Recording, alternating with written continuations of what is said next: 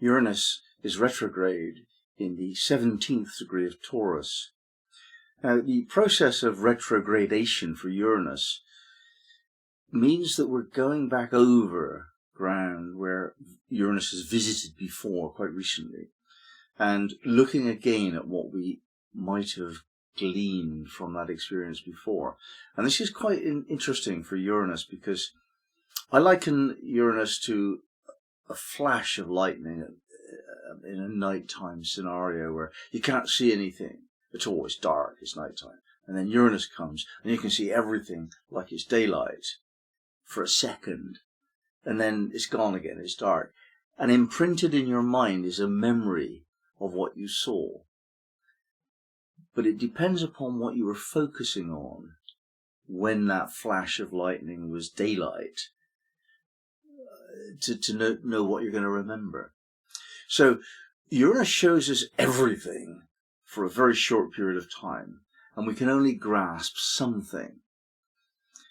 When Uranus was going through this degree before, we grasped something, some very, very small part of the totality of what we could understand if we were totally enlightened.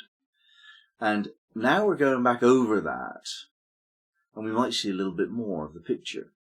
So we're trying to build up a picture of that which is not illuminated. It's like nighttime, it's dark, we can't see what's going on with our lives. We can feel it, we can think it through to some extent, but we can't see what we're doing, let alone where we're going. Not really. And Uranus gives us a supervision, supervising the effects of our decisions and our responses and so on, from the level of higher consciousness. So we're reviewing the circumstances of our lives with this level of intelligence which borders on genius. It gives us a hugely profound insight into what we're doing if we use it right. And what specifically we're actually going to be looking at in its very quick journey through the 17th degree of Taurus is the battle between the swords and the torches, dealing with inner confrontations.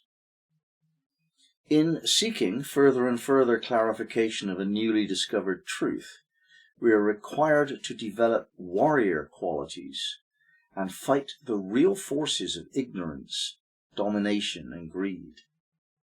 Indecision is a fatal flaw for a warrior who must reduce matters to good and evil, black and white, and choose definitively between this or that, necessity and desire.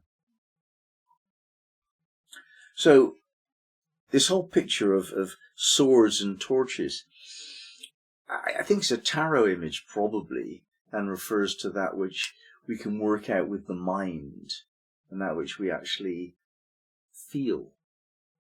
And this dichotomy in life, choosing that which we know to be right over our feelings, which draws us towards a behavior that might have long-term negative consequences. That's one way of doing it. Another way is overcoming your taught and therefore borrowed ideas about the nature of reality and what's right and wrong. Overcoming that by trusting your feelings. It's an interesting thought here, isn't it? Whether the more masculine mental approach or the more feminine felt approach is valid in any particular case. And really we don't know the answer because we can't see the future. Well, some aspects of the future can be seen. The future is comprised of what may be, which we don't know, and what must be, which we could know, if we were intelligent enough to work out the patterns of life, the extrapolation of the past into the future. Certain things must be. You plant acorns, you get oak trees. You can't negotiate that. And other things maybe it won't grow at all. So Uranus gives us an oversight, a supervision, so that we can actually see something of that journey from past to future and more of what must be. The approach that Mark Edmund Jones takes to this, he's very refreshing sometimes. He might be a bit difficult to understand. You've got to really concentrate when you read his stuff. It's written in a relatively archaic attitude of English language, but it's worth the effort. Taurus 17, a battle between the swords and the torches. This is a symbol of the eternal struggle between the practical necessities or transient competitions of life on the one hand, and the motives and meanings which give them direction and order on the other, as here emphasized on the world stage. Man survives and gains a genuine self-fulfillment as he aligns himself with the calls of enlightenment, yet while respecting the manifestations of might. The keyword is resolution. When positive, the degree is high organizational skill and an ability to bring the magic of understanding to any specific difficulty. When negative, a loss of self-competence through the conflicting compulsions of necessity and desire. The hint here is that we need to experience this paradox, or conflict, if you prefer, between what we think is right and what we feel is right, what we know we should be doing and what we feel like doing. And that's a constant choice or struggle or conflict for all of us. And it's given meaning here by Jones's text in that which we feel aligns us with a different sense of meaning and purpose and raison d'être. We have a way with our lives that is inspired on the soul level, and this is more likely to be felt than thought. And yet, might, he calls it, lovely, the strength there is to overcome challenges and deal with obstacles and argue your point and negotiate and win in the worldly sense. This does require clear-mindedness, and you can't get too emotional if you want to succeed in that formal, material way. So the reason for doing something and the way of doing it, they're components, and both of them are required for us to get on in life and give life meaning. And very often it's confusing. We just don't know. We would do the right thing if we knew what it was, and we don't know what it is because there's so many people telling us different versions of right and wrong, and what leads to happiness, and what we should be doing for our community service, and so on. Everybody gives us different points of view about that. So in the end, you can't really think it through. It's not logical what people say. You can't rationalize it. So you have to feel it.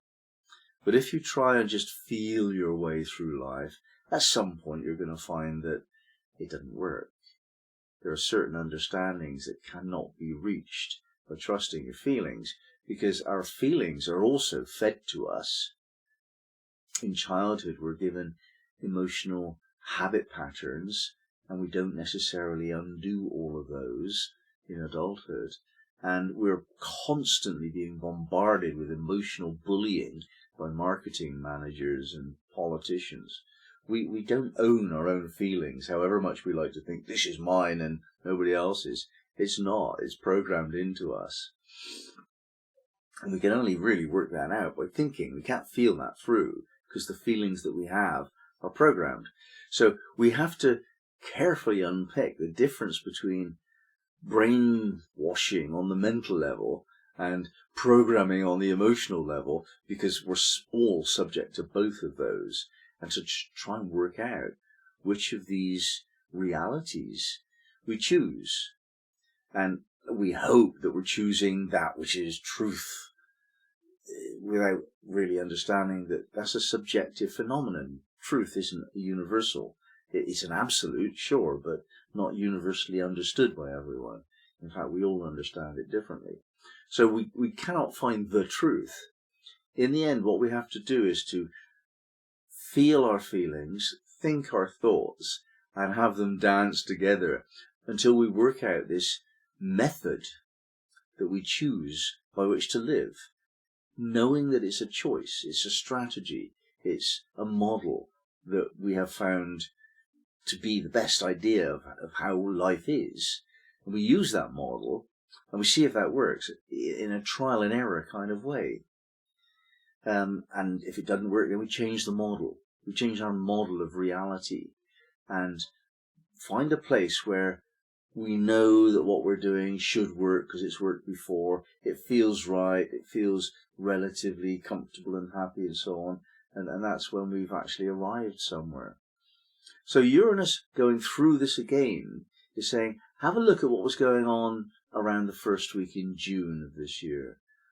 What were you grappling with at that time? Pulling and pushing in different directions between what you thought and what you felt.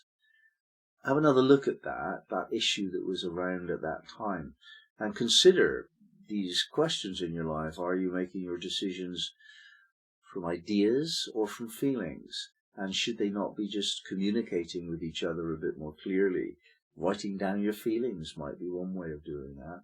And just thinking about how you feel, and then feeling your model of reality to feel if it's a good fit for who you are.